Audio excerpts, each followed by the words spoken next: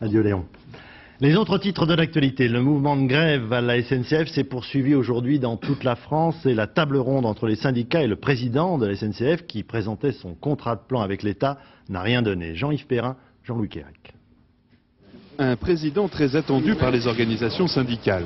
Devant l'ampleur de la grève, tous, direction comme syndicats, voulaient se rencontrer le plus vite possible. Au menu de cette table ronde, la présentation de l'avant-projet du contrat de plan. Mais si les efforts de productivité à faire par les cheminots sont listés, il manque un chapitre essentiel, l'argent que va donner l'État en contrepartie des efforts demandés. Et ce chiffre ne sera connu que mardi prochain.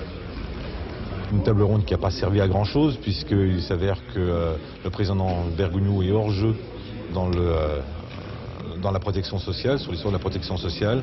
Il semble aussi hors jeu sur le contrat de plan puisqu'il n'a pas été capable de nous fournir la moindre indication sur la position de l'État par rapport à l'avenir de l'entreprise.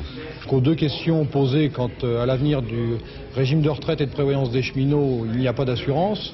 Et quant au contrat de plan, on nous dit on signera comme prévu, dans les délais prévus. C'est justement ce que ne veulent pas les cheminots. Au contraire, on a plutôt l'impression que cette réunion ne peut faire qu'ajouter au mécontentement ambiant. Résultat, tous les syndicats de cheminots appellent ce soir à la poursuite du mouvement. Une grève déjà très suivie ce week-end à Paris comme en province. À la gare Saint-Lazare, par exemple, 3 trains seulement ce soir pour la Normandie. Le réseau banlieue tourne lui aussi au ralenti. Un train toutes les heures en moyenne pour chaque destination.